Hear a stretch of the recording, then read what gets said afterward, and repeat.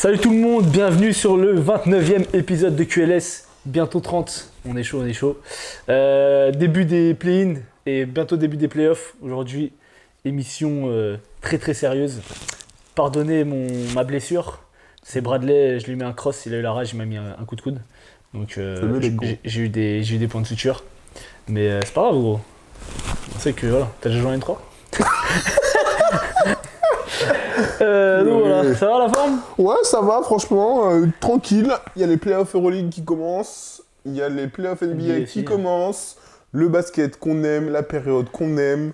Let's go! Ah bah là, c'est vrai que j'ai un peu regardé les playoffs NBA. Merci, ça défend quoi. Ah bah oui, parce que c'est pas pareil. C'est bon. Ok. Charlotte, Washington, tout ça. Bon bah on commence sur le play-in. Let's go! Allez, c'est parti pour le play-in, let's go.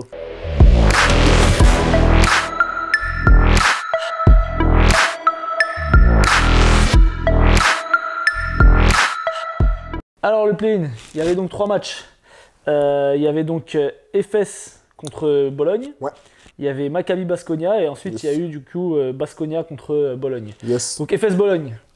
Qu'est-ce que tu as pensé Alors FS, on avait dit, on était tous d'accord pour dire que l'FS était sur une super dynamique, que Bologne était sur une dynamique catastrophique, que voilà, selon toute logique, Bologne n'allait pas exister, sauf si le fait d'être au complet et Isaac Ordinier retrouver une assise défensive. Alors, qu'est-ce que tu as vu sur ce match-là? Bah, c'est ce qu'on a vu. la 6 défensive. Oui, mais pas d'Isaac Ordinier. Pas d'Isaac Ordinier, mais on a... Pourquoi Bologne gagne ce match? Parce qu'ils gagnent ce match parce qu'ils ont défendu et qu'on sait très bien qu'à ce jeu-là, les fesses n'aiment pas trop ça. On a vu une équipe qui a proposé une défense collective, qui s'est beaucoup plus mise en place sur la deuxième mi-temps notamment, parce que sur la première mi-temps, on a par exemple un Will Clyburn qui a mis dedans comme un cochon. Il met les 15 premiers points de l'FS. C'était trop. Ou les 17 premiers points, il met 5 sur 5 à 3 points d'entrée. Donc voilà, tout passe par lui. Je me dis, oulala. S'il commence à faire un gros match, sachant que Shane Larkin n'a pas trop touché la balle, je me suis dit que ça peut être très compliqué pour Bologne. Sauf que sur la deuxième mi-temps, ça s'est totalement inversé. Ils l'ont, locked up, lockdown. Mais à partir du deuxième quart, parce qu'en fait, on avait dit que voilà, c'est un peu une opposition de style. Ouais. Bologne est une équipe plutôt défensive et que l'FS c'est une équipe plutôt offensive. Le score final, c'est 64-67. Ouais. Donc c'est un match qui a été très défensif. Donc forcément en faveur de Bologne plutôt. Et voilà, il y a 23-21 sur le premier quart. Deuxième quart 14-13. Ensuite encore 14-13 et 14-19. Donc tu vois, il n'y a aucune équipe qui a mis 20 points sur un quart-temps à part le premier quart. Donc dès que Bologne a installé ça, bah forcément. Et puis en plus, oui, Will Clyburn met des tirs, mais les tirs qu'il met, c'est abusé. Genre, c'est pas des trucs qui sont bien construits. Et forcément, c'est très difficile. Déjà, il fait 5 sur 5, c'est incroyable. C'est très difficile de faire un match à genre 12 sur 12 avec la qualité des tirs qu'il prenait. Et de maintenir ce niveau-là, et surtout avec la défense qui est proposée par Bologne en face. On sait très bien, il y a du Isaac Ordinier, il y a du Payola, comme on l'a dit, du Felumber, du Daniel Hackett. Donc ils ont des moyens de se relayer à la fois sur Shane Larkin et à la fois sur Clyburn. Et en deuxième mi-temps, l'effet ça a été beaucoup plus en difficulté pour aller scorer. Et comme tu l'as dit, ça fait l'affaire de Bologne. Très bon match de Aoudou Abbas aussi. Ouais, c'est exactement sur quoi j'allais dire, les rôles... Les role-players. Les role-players qui ont fait la différence, à mon sens. Côté Bologne, Aoudou Abbas qui est bien présent. Iffelumberg, je le mets pas dans le cadre role-player parce que ça reste un gros joueur, mais il a aussi apporté sa contribution. Mais franchement, Jordan Mikey à son tour. Ante Zizic, je tire mon chapeau à Ante Zizic parce qu'il a fait vraiment un gros travail dans la protection près du cercle. Non, mais il y a eu que 7 contres statistiquement, mais en tout cas, de l'impression visuelle, vraiment, on a vu. Comme tu dis, il y a eu beaucoup de protection, il y a des actions, j'ai des actions en tête où il y a Zizic qui compte, derrière t'as Polonara qui revient, qui contre. Et bon, Zizic, autant c'est pas vraiment ce qu'on en attendait de protéger du cercle, mais bon, s'il le fait, c'est déjà ça quoi. Clairement, et tu l'as dit, hein, là tu le mentionnes, Achille Polonara aussi qui a mis des tirs qui font mal finalement à l'adversaire. Je pense que les Fesses... 8 points, ouais. Ouais, c'est ça, donc je pense que les Fesses, pas du tout, Bologne, pardon, gagne ce match à la fois parce que la prestation défensive, mais aussi la prestation collective des role-players qui ont apporté. Ils ont montré leur profondeur comparé au Stambouliote. Et grâce à Iffelumberg. Oh, bah oui, mais parce qu'Iffelumberg sur la fin de match, le tir qu'il met, mais même la défense avant ça sur Shane Larkin, c'est monstrueux. Et il n'est pas connu pour être un grand défenseur dans son équipe, mais là ce qu'il a montré sur les 2 matchs, défensivement, c'était très intéressant. Bon, on reviendra sur le deuxième match après, mais donc voilà. Bologne, du coup, qui passait le premier tour des play-in, Efes à la trappe, Au revoir, Panathinaikos. qui a un peu disparu sur la deuxième mi-temps. Il y a eu Shane Larkin qui s'est réveillé dans le troisième quart, mais c'était trop juste. Et puis, comme on l'a dit, vu que c'était un match plutôt défensif, ça allait plutôt dans le sens de Bologne. On passe sur Maccabi Baskonia, Ouais. qui pour le coup n'était pas un match défensif comme on l'avait annoncé. Attends, est-ce que j'ai pas quelque chose pour montrer comment on tape les fesses? Parce que c'était littéralement ça. Ah, là, c'est contre J'ai- Baskonia, ouais. mec. Les fesses de Baskonia et le Maccabi, c'était comme ça. Oh là là là là là Bon, là alors, là. on va dire tout de suite. Dans la preview, on avait donné un facteur X. Oui. Un certain meneur espagnol. Alors, je crois que j'avais dit à Ozan, sait-on jamais, Lorenzo Brown. Je sais pas si vous connaissez. Moi, je t'avais dit, déjà, s'il fait 16-6 avec des bons pourcentages, déjà, le Maccabi va être très très dur à sortir. Et bon, il n'a pas vraiment fait 16-6, quoi. Alors, Lorenzo Brown, il fait 29 points, 4 sur 7 en 29 minutes, 4 sur 7 à 2 points, 7 sur 8 à 3 points, 5 rebonds, 5 passes, 35 dévals. Oh, il était intenable. Au meilleur moment. Et en plus de ça, il y a un autre joueur aussi à côté. Ouais, non, mais Wade Baldwin, il fait son match habituel. Enfin, il fait 26 points, 5 passes, 22 dévals, tu vois. Mais Wade Baldwin, sur la deuxième partie de saison, il a tout le temps fait ça. Ah, il Lorenzo est Brown, là, il s'est réveillé au meilleur moment. Et en plus, quand je vois le début de match de Lorenzo Brown, parce qu'il commence très très fort, C'est vrai. je me dis, putain, comme Clyburn. Parce que Clyburn, tu le vois le début de match et je me dis, ah ouais, fort. Et en fait, il fait un début de match canon. Je me dis, ah, est-ce que ça va faire comme Clyburn, genre après il va s'essouffler? Non, il s'est pas essoufflé. Il est reparti sur le banc, il revient, il remet un tir derrière tout de suite. Non, franchement, là, le Maccabi, il n'y a pas eu match. Il n'y a pas eu match. Ouais. Le Maccabi a tabassé Baskonia sur ce match-là. Il y avait 20 points d'écart à la mi-temps. Et c'est Cody Miller-McIntyre qui a un peu essayé de tenir un Dans peu le Baskonia. troisième. Et qui fait un gros match. Hein. Il Ouais. termine à combien de points? 29? 32? Non, il met pas tant que ça, hein, je crois pas. Il fait. Ah, il met 32 points! Mais oui. Ah oui, il met 32 points Mais quand bien même. sûr. Ouais, j'ai pas regardé jusqu'au bout. Quand j'ai vu il y avait 25, j'ai kill. Ok. Mais ouais, ok. Ah oui, il met 32 Oui, points. mais 32. Ah, il fait 45 des. Mais oui, il J'avais pas vu les balles! fait un match de fou. Wesh. Sauf que son 45 des balles, 8 rebonds, 7 passes. Non, Oui, mais je t'ai dit, il fait un gros match, sauf qu'ils se font tellement ouais, mais connus. en fait, c'était trop tard, quoi. Ils sont dans le troisième, comme tu l'as dit, voilà, il fait vraiment un match exceptionnel, sauf qu'ils sont à 20 points, quoi. Ils sont à 20 points, ils se font Ouais. cogner, et donc victoire de... Ah, mais 45 des balles, faut les sortir. Ah, faut les sortir. quand même. Sacré joueur, c'est Cody Miller-McIntyre. Dans le troisième quart, on voyait que lui. Troisième quart, quatrième quart, on voyait que lui. Ouais. Et ouais, donc voilà, Shima Moneke qui s'est blessé. Là, je suis... Ouais, et donc du coup qui n'a pas joué le deuxième match de play-in. Bon voilà, il y avait pas de match, comme on l'a dit, Maccabi était l'équipe la plus forte du play-in, ils prennent la 7ème place, ils vont jouer le Pana, on va en reparler après. Et du coup, dernier match qui opposait donc Baskonia et Bologne pour l'honneur d'affronter le Real. Et là on a vu un joueur dont on reparlera dans une autre rubrique, Je sais plus quoi dire. mais Baskonia du coup qui passe avec un Marcus Howard Je sais MVP. plus C'est quoi dire. ce qu'il propose, c'est Franchement, vraiment impressionnant. Je sais plus quoi dire sur Marcus Howard, parce qu'en plus de ça, on lui envoie les meilleurs défenseurs côté Bologne, on le chasse, des fois il est en prise à deux, et il est intenable, la difficulté des tirs, et en plus ce qui est assez impressionnant, c'est qu'il a beaucoup de déchets à 2 points. Il a beaucoup de déchets à 2 points sur le match, et moi l'impression visuelle que j'ai, c'est 2 points, il est en difficulté, il rate son tir, il se déconcentre pas, il est tout de suite dans ses appuis, la balle elle lui revient parce que Baskonia a pris beaucoup de rebonds, derrière il sanctionne. Ouais. Bon, on débattra, enfin on fera le focus vraiment sur Marcus Howard et sa manière de jouer sur ma prochaine vidéo d'analyse sur ma chaîne YouTube, soyez prêts. Mais voilà, Marcus Howard, on va quand même dire, il a pris 26 tirs en 25 minutes. Oui, quand même. Quand même, mais voilà, on va revenir dessus. Très gros match de Baskonia, Collectif. notamment défensivement, ce qui n'était pas leur marque de fabrique, parce qu'ils tiennent Bologne à 77 points, avec cette fois-ci un Isaac Cordigné qui est un peu le seul à proposer de l'action sur pick and roll. Quelle progression. C'était beaucoup plus compliqué pour Bologne cette saison, ce match-là, pardon. Et En fait, Baskonia a vraiment gagné sur son jeu, c'est-à-dire j'arrose à 3 points, j'arrose à 3 points, j'arrose à 3 points, je vais chercher du Robov, j'arrose à 3 points, je vais chercher du Robov, sans Shimamoneke, très gros match de CD Kerskis, très gros match de Mathieu Costello, Kotsar aussi. de Kotsar aussi. Enfin voilà, ça a été un bon match collectif sur les épaules de Marcus Howard, sur les épaules aussi de Cody McIntyre qui est toujours dans ce rôle de maestro, qui n'a pas fait 45 déval, mais voilà. Moi j'ai noté Marcus Howard, il joue à Touquet, et vas-y lui, vas-y wesh. J'ai trouvé Lundberg, autant il avait fait une bonne rentrée quand il est arrivé, j'ai trouvé que sur la fin de match, il a pris des tirs qui sont ses tirs forcés, mais il les a pas mis. C'est pas tombé dedans. Donc voilà, ça a fait mal. Qu'est-ce que tu as pensé du match de Schengelia? En fait, comme il a été depuis qu'il est revenu, en tout cas, il a tenté de maintenir Bologne à flot et tout passait par lui. Surtout au poste bas, il a été assez efficace. Exactement, de proposer des choses. Sauf que sur la deuxième mi-temps, parce qu'autant sur la première mi-temps, c'est relativement serré, je crois qu'ils sont à égalité à la mi-temps, si je dis pas de bêtises, ils doivent être à 41, quelque chose. Ils sont à 41-41. Exactement. T'es chaud, hein. Mais sur la deuxième mi-temps, en fait, il se mange un run de 12-0.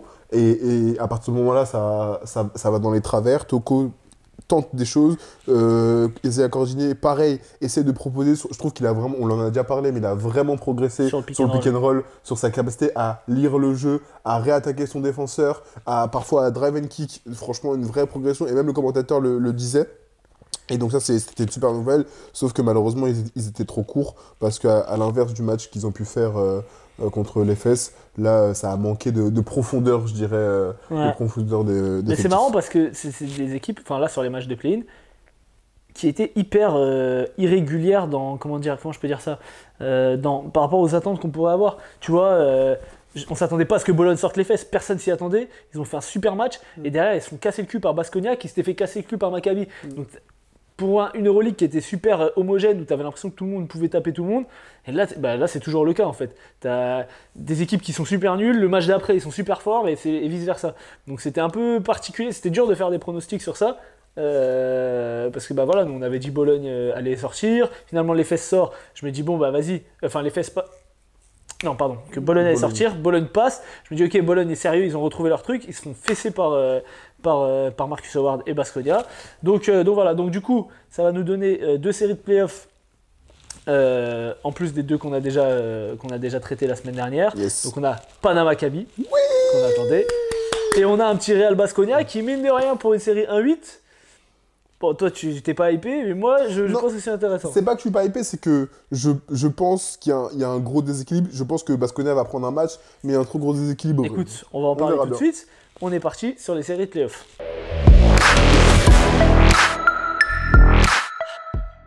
Alors, la première série, du coup, puisqu'on était sur Real Baskonia, dis-moi alors, puisque tu dis qu'il y a un très gros écart, c'est vrai que le Real a marché sur la saison. Quand tu regardes statistiquement, ils sont toujours top 2, top 3, un peu dans toutes les catégories statistiques. Ils ont fini premier avec énormément d'avance. Ils récupèrent Baskonia. Comment tu vois la série ? Je pense qu'il y a vraiment un déséquilibre entre les deux équipes de par la profondeur d'effectifs. On sait l'armada que peut être le Real. Ils ont été beaucoup plus en difficulté sur la fin de saison, on en a parlé. Ils n'étaient pas en crise, mais ils étaient beaucoup plus en difficulté. On a un Walter Tavares qui est vraiment dans un sac, si je puis dire. Néanmoins, ils ont Vincent Poirier qui est toujours présent. Derrière, ils ont du Gershon. Je pense qu'en termes de jeu de profondeur, ils sont supérieurs à Baskonia. Baskonia va pouvoir jouer avec ses armes. Marcus Howard en est une. Cody McIntyre en est une également. Ils ont un collectif. C'est des Karskis, Marinkovic, Kotsar, Costello. J'espère que Shimamoneke pourra revenir aussi au cours de la série, parce qu'avec sa cheville, je ne sais pas où est-ce que ça en est. Donc, je pense qu'il va y avoir des matchs. Il n'y aura pas des tôles, sincèrement, mais je vois le Real passer parce que tout simplement je les trouve plus forts, même sur le côté grand, ils sont plus grands, plus athlétiques, presque plus adroits, j'ai envie de te dire, donc j'attends de voir sur Alors, ils sont plus adroits à 3 points, c'est 2 équipes qui tirent beaucoup à 3 points, qui sont dans le top 5, mais Baskonia évidemment tire un peu plus que le Real, mais le Real a plus d'adresse à 3 points, un meilleur pourcentage que Baskonia. Faut voir les tirs de Baskonia. Écoute, moi bon, ce serait fou de dire que le Real n'est pas favori aujourd'hui. J'aimerais juste rajouter que sur la dernière confrontation, c'était la dernière journée d'Euroleague, le Real a perdu face à Baskonia avec un Marcus Howard de gala à Madrid. Donc ça aussi, voilà, ça peut rester dans les têtes. Le Real a fait une deuxième partie de saison bien moins bonne que la première partie. Alors oui, statistiquement, ils sont toujours sur des sommets, mais je pense qu'ils ont été quand même un peu rattrapés par la concurrence. Aujourd'hui, le Real n'est plus le rouleau compresseur qu'on a pu voir sur le début de saison. Et est-ce que c'est le Real qui n'est plus le rouleau compresseur qu'on a pu voir sur le début de saison, ou c'est les autres équipes qui se sont aussi ajustées? Peu importe, le fait est qu'ils ont moins de marge. Et face à Baskonia, c'est une équipe. Si Marcus Howard t'en met 40, parce qu'en Euroleague, tu scores, les équipes mettent en moyenne entre 80 et 90 points. Si lui déjà il t'en met 40, ça veut dire qu'il faut scorer derrière. Bon, le Real est une équipe, voilà, donc c'est des équipes qui sont très fortes offensivement. Les deux sont dans le top 5 des attaques au point. Le Real est deuxième à 88,2, le Baskonia est cinquième à 84,4. On l'a dit, c'est deux équipes qui tirent beaucoup à 3 points. Baskonia un petit peu plus, mais le Real tire aussi beaucoup à 3 points avec un meilleur pourcentage. Ce sont aussi deux équipes qui sont très fortes au rebond. Donc, tir à 3 points égale aussi beaucoup de rebonds offensifs potentiels, on l'a dit sur Baskonia notamment. Le Real est premier au rebond avec 36,8 et Baskonia est 5e avec 35,1. Donc en fait, c'est deux équipes, souvent sur les stats offensives, qui sont très proches. J'ai voulu regarder aussi, parce que la plupart des stats, c'est des stats offensives. Tu vois, le pourcentage, les points, etc., les assists. J'ai voulu regarder du côté défensif. Et c'est là que la différence arrive, c'est que Baskonia est la troisième équipe qui encaisse le plus de points, 85,4, et le Real est au milieu à 80,7, 8e. Là où ça peut être très, très difficile, c'est que Baskonia est la cinquième équipe qui défend le moins bien le tir à 3 points. Donc qui laisse le meilleur pourcentage aux adversaires, qui laisse à 37,6 à 3 points. Donc sachant que le Real a une bonne adresse à 3 points. Madrid est la meilleure défense à 3 points, sur la ligne à 3 points, 33. À 33%, exactement.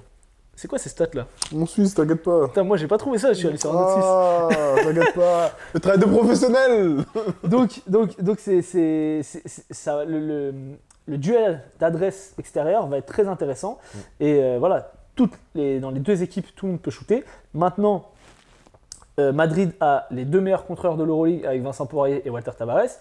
Et on avait vu sur le dernier match que Costello avait réussi à faire sortir beaucoup les grands de la raquette pour justement créer des couloirs de drive pour Cody Miller-McIntyre, pour éventuellement Cédric Kerkis, Shima Moneke, parce que Marcus Howard, oui, va driver, mais il va jamais aller finir près du cercle, il va surtout faire des petits flotteurs.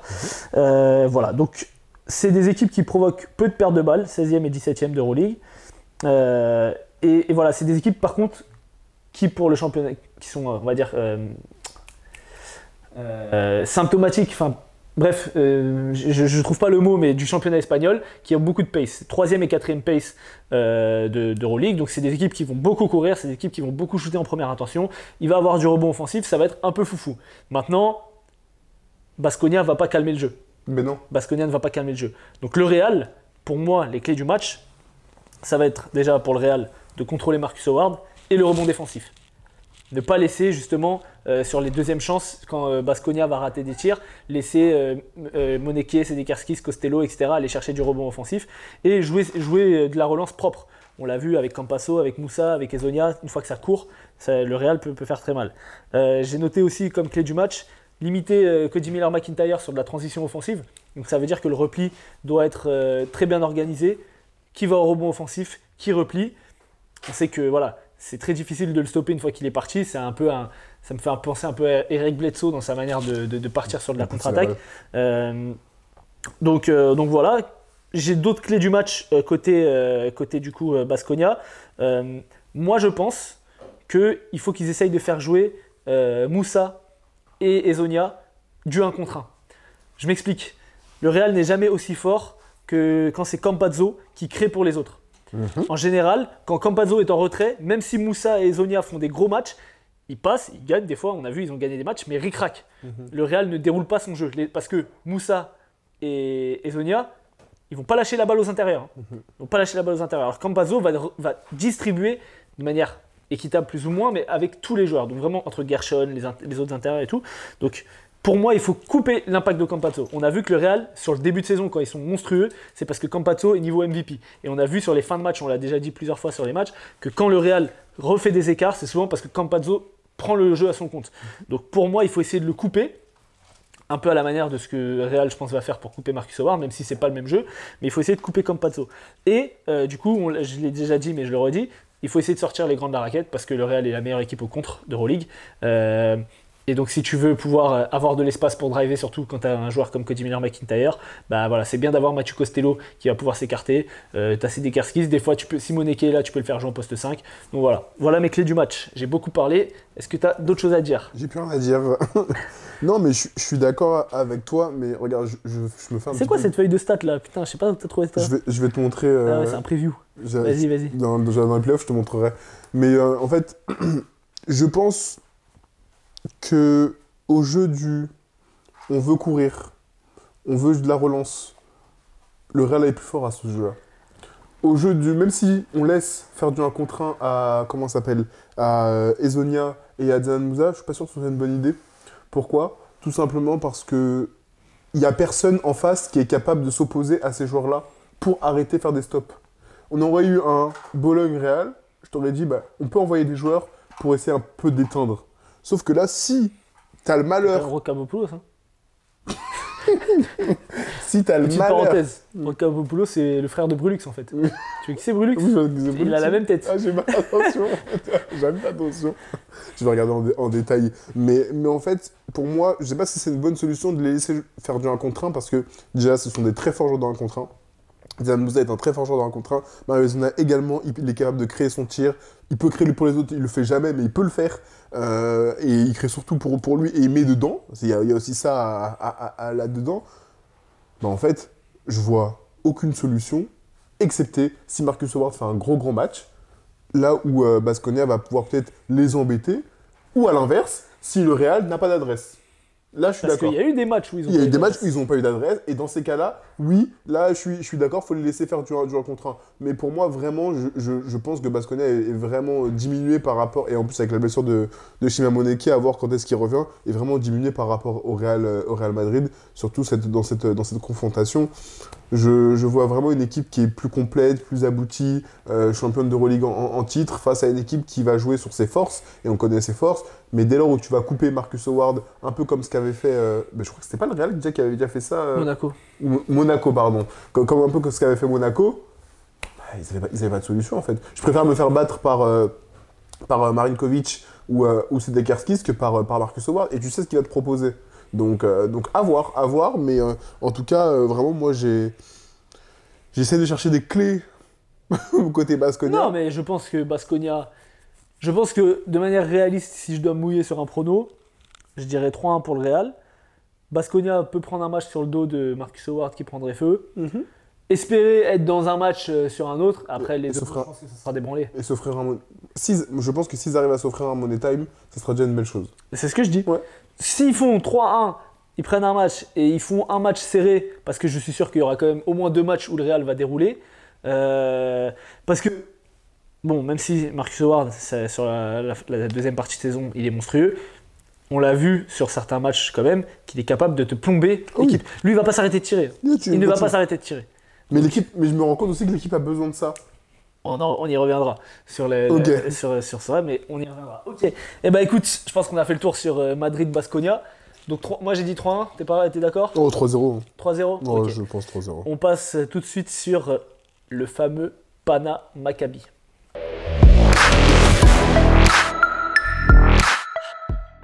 Pana Maccabi. Enfin, on l'avait annoncé. C'était une série qu'on souhaitait avoir, un affrontement qu'on souhaitait avoir.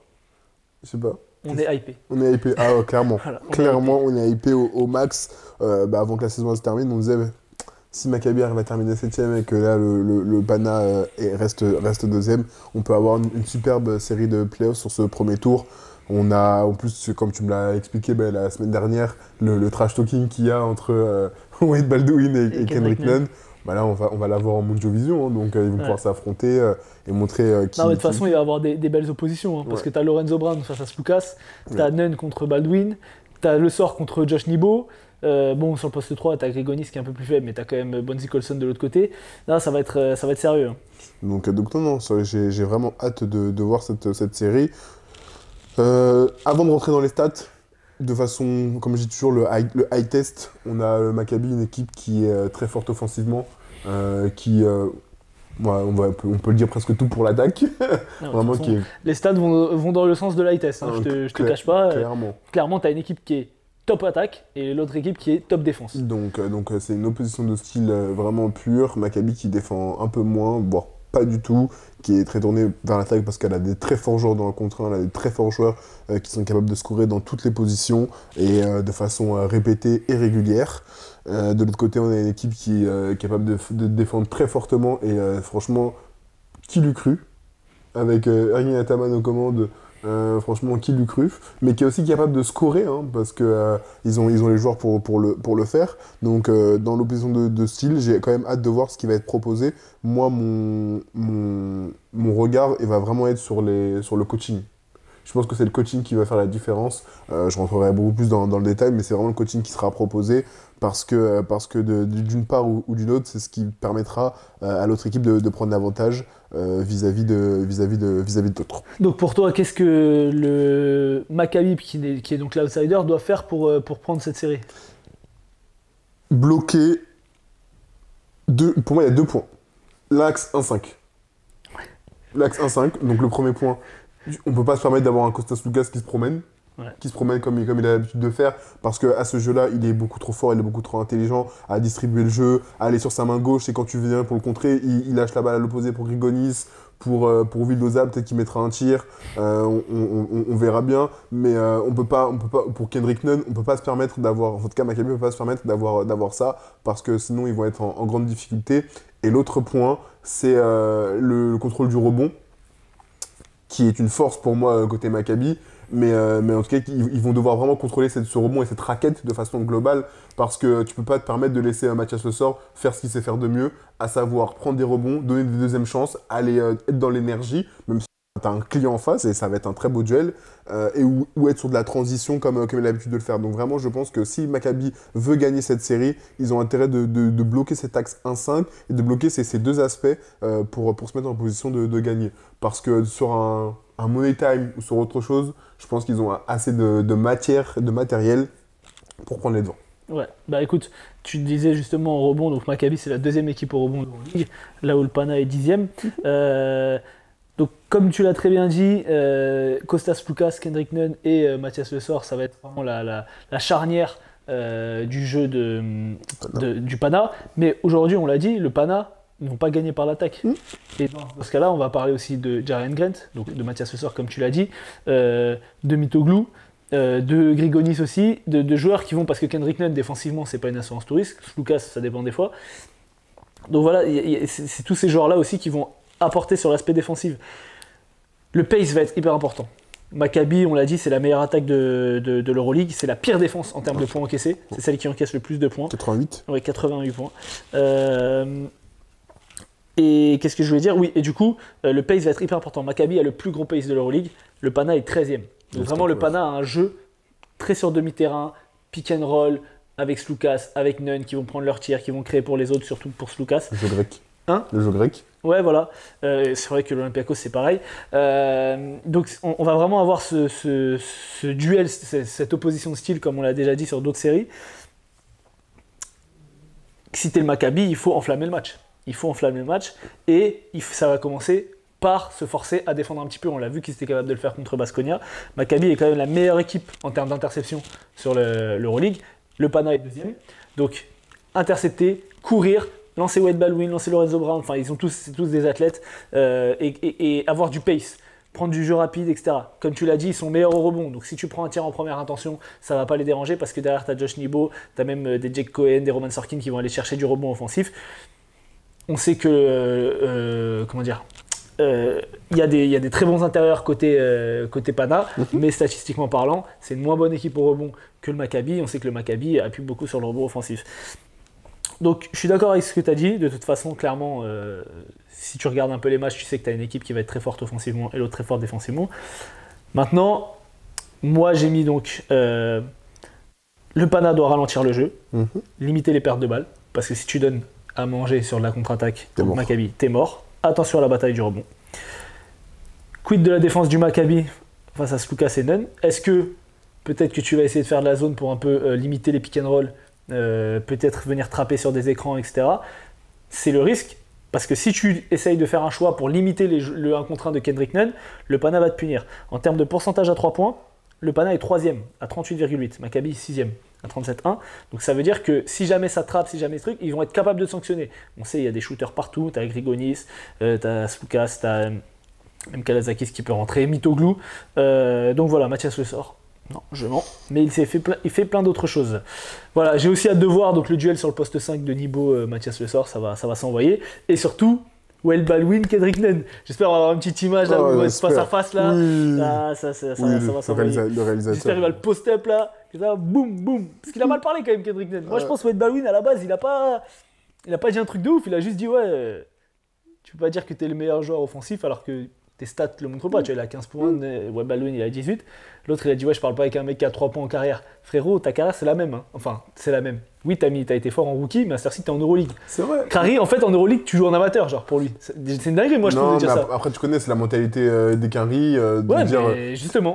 Après, la vérité, c'est que Kendrick Nunn, il a goûté à la NBA sur sa saison rookie. Ouais, Baldwin aussi, il a goûté à la NBA. Oui, mais... C'est juste qu'il n'a pas eu les mêmes pourcentages. Le même impact. Et après, parce que l'autre aussi a joué à Miami, etc. Mais donc voilà, tu connais, c'est l'ego. J'ai hâte. Moi, j'ai hâte. Bon, joueur à suivre. Dans cette série. Ouais. T'as bien préparé cette émission. Hein. Non, mais en fait, j'en ai plusieurs, sincèrement. Alors, moi, j'ai mis joueur à suivre, un de chaque équipe, et Factor X, un de chaque équipe. Ok. Mon joueur à suivre dans cette série, pour moi... Les joueurs à suivre, ils sont plutôt évidents, normalement.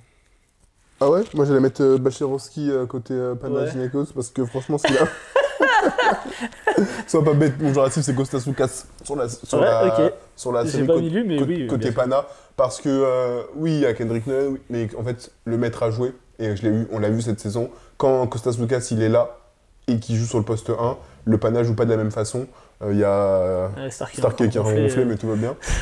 Quand c'était Kendrick Nunn qui jouait sur le poste 1, suite à la sortie de Slukas, c'était pas du tout la même chose. Donc ça va être mon joueur à suivre côté Pana. Je pense que c'est lui, c'est le maître à jouer, et l'équipe joue beaucoup mieux quand il est là. Et on l'a vu sur ses derniers matchs, preuve en est, ils ont terminé deuxième d'Euroleague.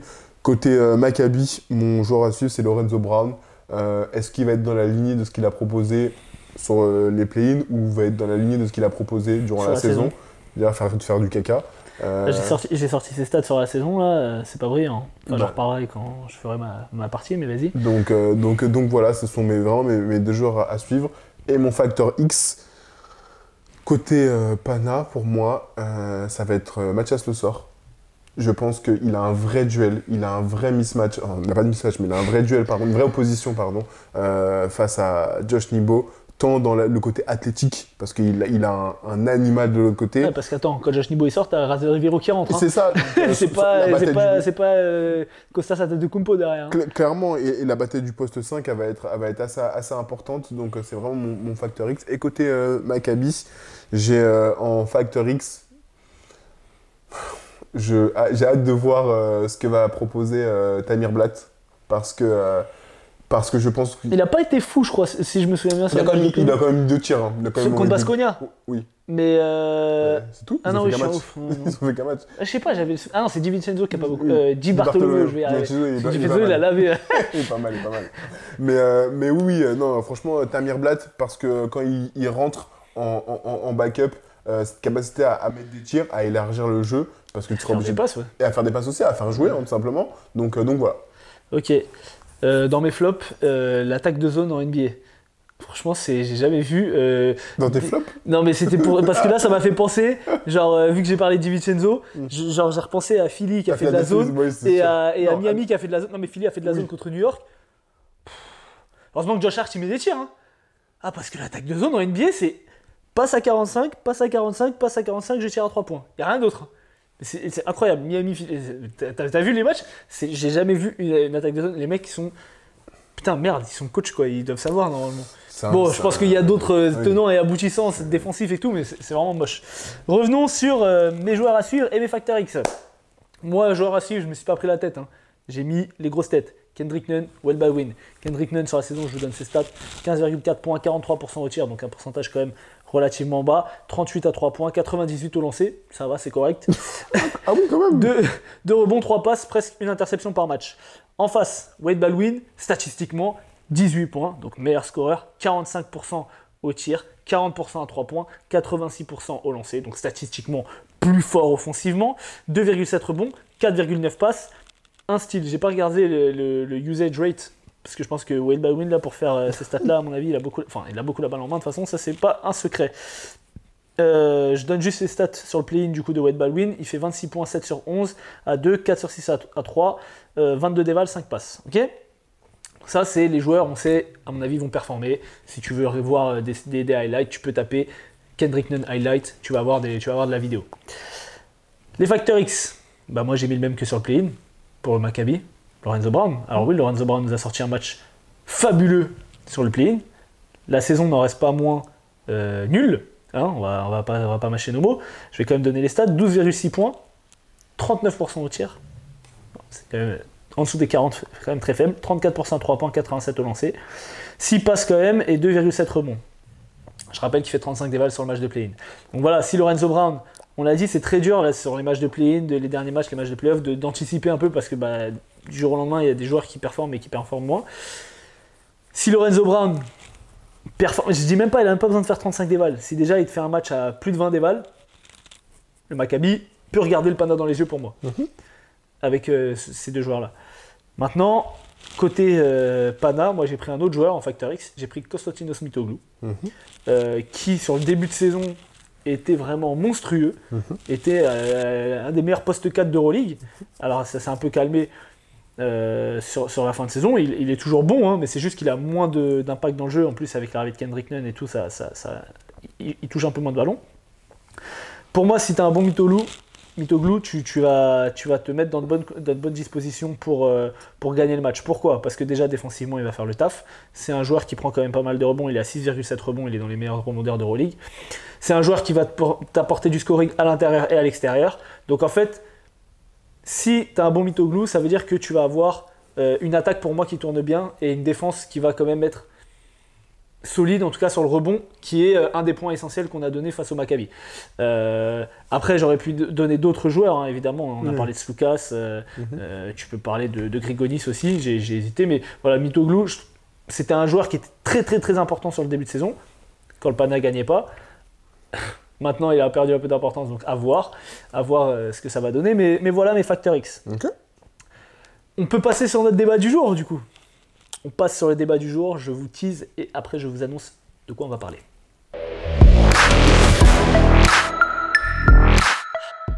Alors, le débat du jour. Est-ce que Nick Weiler-Babb est le meilleur dunker d'Euroleague ? Alors, après avoir regardé quelques vidéos, en fait, je me suis rendu compte qu'il avait un... Ça y est, vous aussi, vous n'avez pas bête. C'est pas ça le débat du jour. Le débat du jour, c'est est-ce que Baskonia peut construire quelque chose autour de Marcus Howard ? Non, merci.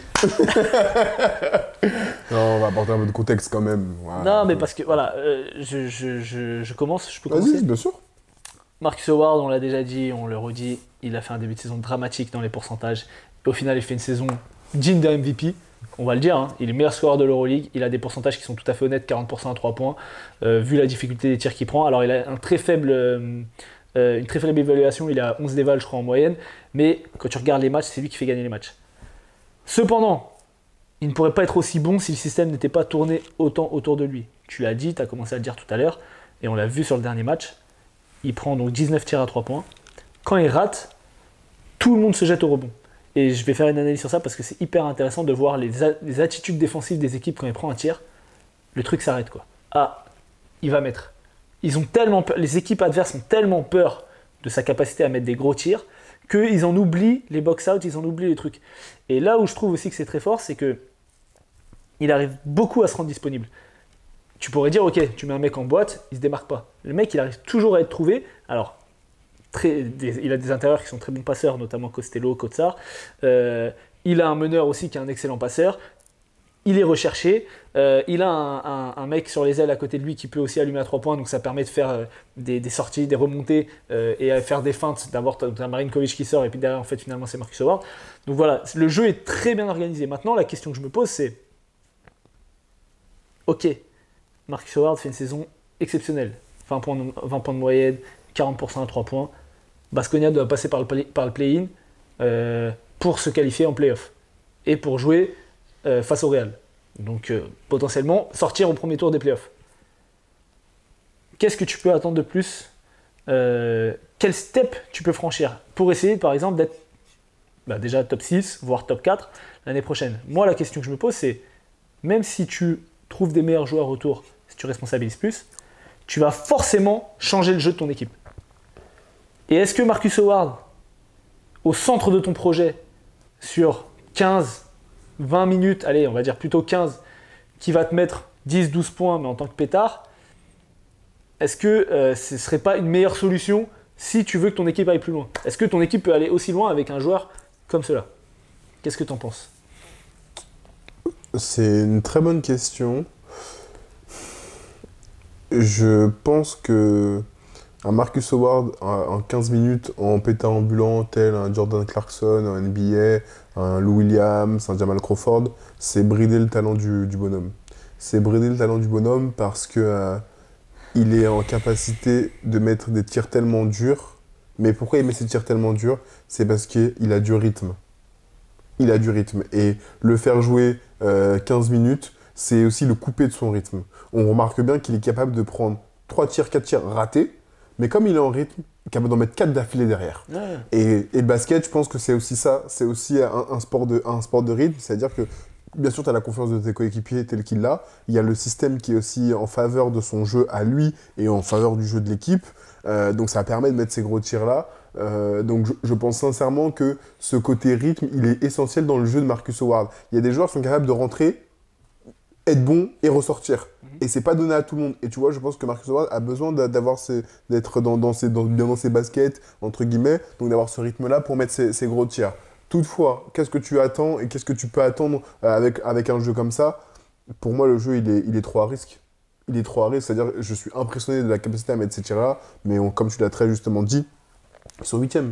Et puis tu gagnes pas 3 matchs de play-off face à une équipe exactement, préparée, forte défensivement, avec un jeu comme ça. C'est exactement ça. Ou alors il faut qu'il fasse une perf jordanesque.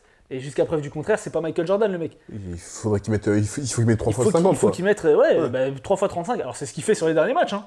C'est ce qu'il fait sur les derniers matchs. Ce dernier match contre le Real, il met 35. On a vu en Liga ACB, il a mis 34 au corps. Le match d'avant, il avait mis 32. Là, sur le match de play-in, il fait un match encore à plus de 30. Mais encore face à des équipes différentes. Ouais. Et jouer la même équipe. Et là, tu joues le Real, quoi. Tu joues le Real déjà. Et jouer la même équipe 3 fois d'affilée. Ils vont s'ajuster, le coaching va s'ajuster, les joueurs vont s'ajuster, ils vont préparer un plan. Là, ils jouent le Real. Je pense que Fabien Causeur va être envoyé en mission défensive sur Marcus Howard. Puis après, quand Fabien Causeur va sortir, il y aura certainement une rotation. Enfin, tu peux envoyer des gens. Et en plus de ça, tu as une équipe qui est dimensionnée pour le faire. Ezonia peut s'y coller, Zanoussa peut s'y coller. C'est pas les plus grands défenseurs, hein, mais c'est pas non plus des pinces. Tu vas avoir des joueurs pour lui mettre en face. Donc c'est un peu, tu acceptes soit de te faire battre par Marcus Howard et tu fermes les autres, soit à l'inverse, tu acceptes de ne pas te faire battre par Marcus Howard et tu laisses les autres ouverts. À ce jeu-là, moi je préfère que Marcus Howard prenne 50 tirs et je me concentre sur 2 choses, le rebond et fermer les autres. Ouais, mais le truc c'est que comme Marcus Howard a été très fort offensivement, c'est là que Baskonia a gagné. Baskonia n'a jamais gagné avec un Marcus Howard qui distribuait, ou même qui était moins influent sur le match. Mais pas que, parce qu'il y a un Marcus Howard qui est influent, mais parce que Cody Miller-McIntyre peut distribuer le jeu, peut le mettre en exergue, parce que Shima Moneke va se battre au rebond et donner des secondes chances, et c'est ça que je te dis. En fait, pour moi, Baskonia, c'est une équipe il faut faire des choix. Cody Miller-McIntyre, ok, meilleur passeur d'Euroleague, parce qu'il a mis un score à côté de lui.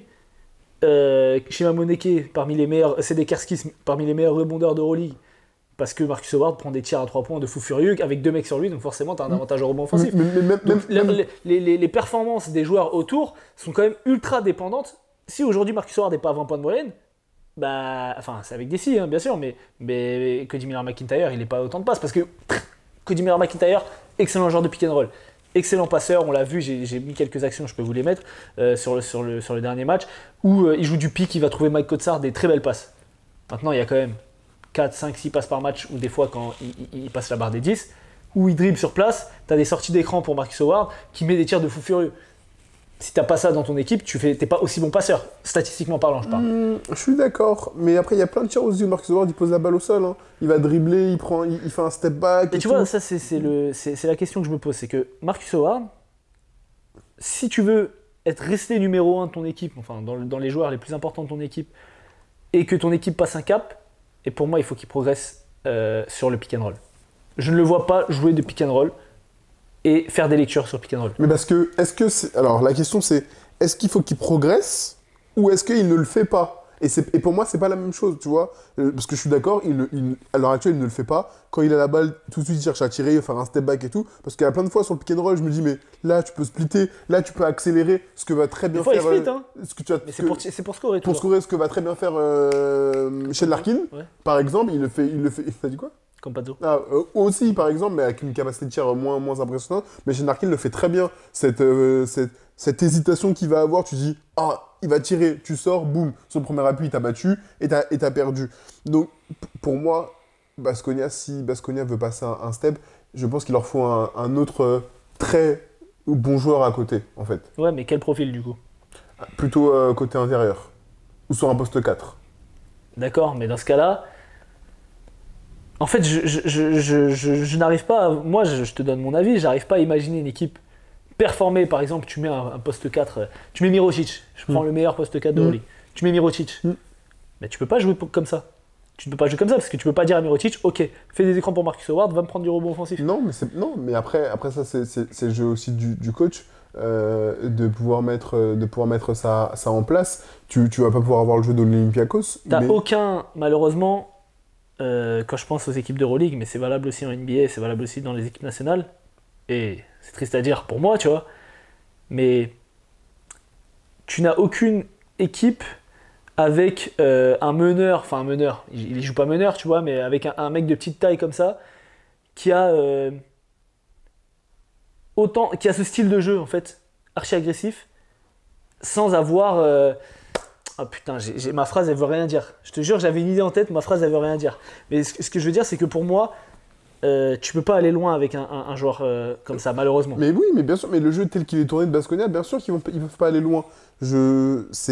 Pour moi, à mon sens, c'est pas possible de pouvoir maintenir ton niveau de jeu de cette façon et en même temps battre des équipes, surtout en playoff, en saison régulière. Ça peut passer parce que, alors en Euroleague ça défend, hein, mais parce que aussi des fois la saison elle est longue, qu'il y a des matchs que c'est pas que tu lâches, mais tu dis bon, bah là il fait ça. Il n'y en a pas beaucoup en Euroleague. Hein, non, bien sûr, mais il y a des fois où tu t'arrives sur la fin du troisième quart, tu dis bon, vas-y là ça y est, on est à -20, mais là sur les playoffs, réaliser ça, premier tour, puis après derrière sur tes demi et Final Four, c'est impossible. Ouais, et en plus de ça, je vais regarder la stat, mais là tu vois par exemple, il y a un autre problème sur Marcus Howard, entre guillemets, le problème, c'est sa taille. C'est-à-dire que c'est un joueur de petite taille, c'est un joueur qui est souvent ciblé défensivement, et donc là, au Real, ils sont pas vraiment de meneurs de grande taille, parce que Campazzo est pas très grand, Alocen n'est pas très grand, Yul non plus, ou Sergio Rodriguez, pardon, mais c'est quand même un point faible, c'est-à-dire que s'il se retrouve sur Moussa, sur Ezonia, sur truc, il va se faire poster, et lui, en Euroleague, on n'hésite pas, c'est faute directe. Malheureusement, donc c'est ça la stat que je vais regarder, c'est que Campazzo, je pense que c'est quand même un des meneurs qui va provoquer le plus de fautes. J'aimerais bien avoir la stat sous les yeux. Mais après le fait d'être posté, c'est comme Kendrick Nunn, il est pas très grand non plus. Bah, c'est pas pareil, il est quand même plus grand Kendrick Nunn. Bien sûr, mais il arrive... Et Kendrick Nunn est capable de jouer du pick and roll, d'avoir des tirs avec des meilleurs pourcentages. C'est le high test qui me dit ça, même si statistiquement il a des très bons pourcentages. Oui, Marcus Howard. Mais j'ai pas les trucs. Ah si. Ouais, tu vois, il provoque 4 fautes par match, plus de 4 fautes par match comme Pazzo. Donc là, sur le truc face au Real, moi je suis le Real, je vais même pas me prendre la tête à défendre Marcus Howard. Faites-le sortir.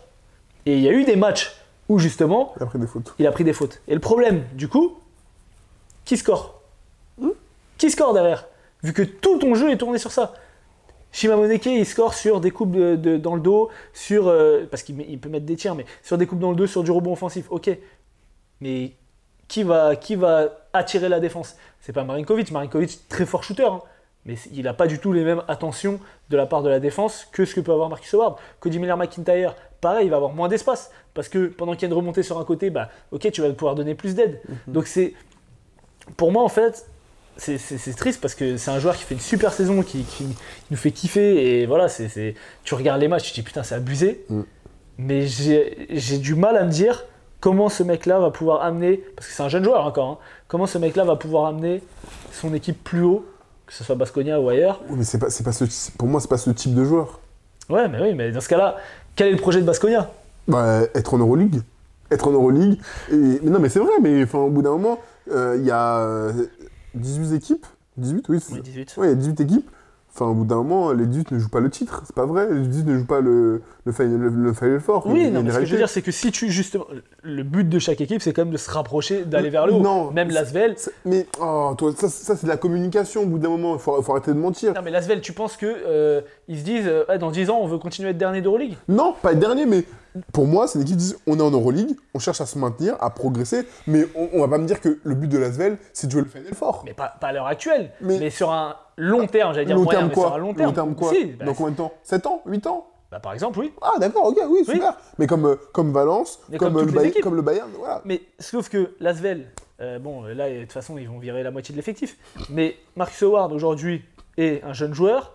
C'est la pièce centrale d'une équipe qui fait play-in, play-off maintenant, qui, pour moi, a atteint son potentiel maximum. Mais oui, mais on le savait déjà. Mais c'est comme, est-ce que Valence va un jour faire un Final Four, en tout cas là, dans les prochains mois, enfin les prochaines années, pardon? Non, c'est pareil. Est-ce que je vois, je sais pas, j'ai quoi? Mais Valence n'a même pas fait les play-in. Oui, non, mais c'est pour... Tu peux justifier le truc de, ok, il n'a pas performé. Comment tu vas voir Marcus Howard, meilleur scoreur d'Euroleague, parmi les meilleurs shooters qu'on ait vus, etc., qui fait basculer des matchs, et il dit, ok, bah écoute, on peut pas compter sur toi, parce que tu vas pas nous amener là où on veut aller. Mais c'est ça la différence. Moi, tu peux aller voir Kevin Pangos, Chris Jones et dire bon, on a vu là, t'as vu les résultats, ils ont pas suivi.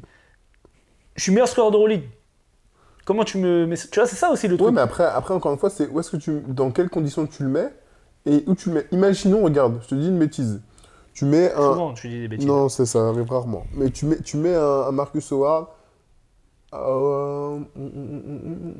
Olympiakos. Ouais. Tu mets Olympiakos, avec un jeu léché comme ils ont à l'heure actuelle là, des jeux de coupe, etc. C'est-à-dire que tu dois à la fois défendre Mousfal, parce que tu défends pas Mousfal, sanction, et en même temps tu dois défendre, imaginons un Marcus Howard. Ah, c'est un cauchemar. C'est-à-dire que tu es obligé de faire des choix. Tu dis, ouais, Marcus Howard, je le laisse tirer, il peut m'en mettre 30 facile. Je trappe pas Mousfal, je vais me faire sanctionner. Et derrière, autour, tu as des joueurs qui peuvent défendre, tels que Thomas Walkup, tels que du Papa Nicolaou, etc., du Alec Peters, etc., et qui peuvent aussi mettre des tiers, et du Isaiah Canaan, par exemple. Donc, tu vois, pour moi, je pense que c'est l'équipe qui, entre guillemets, va dans l'équipe dans laquelle il va être à l'heure actuelle. Aujourd'hui, il va à l'Olympiakos, il joue 10 minutes. Donc on en revient sur ton truc de rythme tout à l'heure. Parce qu'il va pas avoir l'apport défensif, parce qu'il va pas avoir l'apport de création pour les autres. Il joue 10 minutes. Isaiah Canaan, il joue, hein. C'est pas les mêmes profils. Quand même, Isaiah Canaan, il peut créer pour les autres. Isaiah Canaan, défensivement, déjà, c'est un mec, il a des bras et qui arrive à la cheville. Oui, mais c'est toujours la même chose de quand tu prends Marcus Howard, qu'est-ce que tu veux? Ah oui, mais c'est ça. Et donc, tu mets Olympiakos, tu me crois-moi qu'on va dire, on a besoin que peut-être qu'il fera les minima. Non, mais ce que je veux dire, c'est que bien sûr, Marcus Howard, je suis pas en train de te dire que c'est un mauvais joueur. Non, mais je veux dire sur la défense. Le sujet du débat, c'est est-ce que Marcus Howard peut être numéro 1 d'une équipe qui joue le Final Four? Et numéro 1, non. Mais Bon, voilà. j'ai pas besoin qu'il soit numéro 1. J'ai une option. Même titulaire d'une équipe qui joue un Final Four. Il peut. Tu me mets un Marcus Howard à Olympiakos, j'aime beaucoup cette idée. Oh, j'aime beaucoup cette idée. Ah, écoute. T'envoies Isaiah Canaan sur le banc et tu dis à Marcus... Mousfal, il va pas voir la balle, hein. mais c'est un poste 2, justement. Oui. En fait, pour moi, autour de Marcus Howard, t'as besoin de le tempérer. T'as besoin de le tempérer, ça veut dire que tu vas avoir du Walkup qui met le jeu en place, etc. Si t'as une académie de jeu autour de lui, et lui, tu lui dis, bah, faut rentrer dans cette académie, mais en même temps, on va créer pour que toi, tu puisses être libre, je te jure que c'est possible. Écoute, Barzokas, Barzokas, si tu nous regardes... Comment ça se dit Marcus Howard? Mais oh, le casse-tête, ça veut dire que tu dois défendre Mousfal, tu dois défendre Marcus Howard. En plus, pour peu que dans les corners, t'es Papa Nicolaou et Alec Peters. Oh, quel cauchemar. Bon, écoute, on a fait un débat assez long quand même sur ça. J'ai hâte de savoir vos avis sur la question. Est-ce que Marcus Howard peut être un titulaire dans une équipe qui joue le Final Four? Mettez Marcus Howard au Fener. Oh là là. Mais ils l'ont déjà. Tyler Dorsey, c'est bon, ça y est, faut Ils l'ont partir. déjà. C'est qui? Bah, Scotty Wilbekin. Non, mais non. Mais sauf que Il est Scotty plus fort. Wilbekin est plus fort. Non, Marcus Howard est plus fort. Marcus Howard est plus fort que Non, Scotty Wilbekin. j'avoue, Scotty Wilbekin, tu peux créer pour les autres, il peut split les écrans. Mais tu mets au Fener à la place de Tyler Dorsey, là? Et t'as un Maccabi bis, hein? Ouais, mais bon, Tyler Dorsey, Ah, Tyler Dorsey, ça y est. ça y est, la saison, frère, qu'il a fait, c'était criminel. Bah oui, En bah fait, Ah bah, c'est le cas Marcus Howard du pauvre, donc oui, forcément, si tu mets la copie face à Ah bah. l'original à la place de la copie, tu mets au Fener, là, avec le tu autour. mets à Boulogne. Ah, on me dit dans l'oreille que l'intérieur ressort pas la balle. Simonet, si tu regardes, lâche les balles au cul. Ok, bon bah écoute, on a fait le tour. Yes. Semaine prochaine, on va essayer de faire les trophées parce que bah, de toute façon, je pense qu'il y aura que les premiers matchs des premiers tours, donc on va pas faire non plus un truc très long sur les playoffs. On va essayer de faire nos trophées de la saison et on prépare ça, sachant que Brad doit se faire coiffer, manicure, pédicure, anniversaire, il doit aller se faire un détartrage et se mettre des facettes parce qu'il va faire les Marseillais. On peut vivre. Donc voilà, n'hésitez pas à vous abonner, Voilà. à donner de la force, vous connaissez déjà, likez, partagez, nanana, etc. Et à la semaine prochaine, vous jouez qui vous? Bon conseil. C'est de l'eau, vous les avez déjà tapé. Vous avez battu à la Voilà, nous on joue Meudon et on va perdre. Voilà, bisous bisous. Bisous.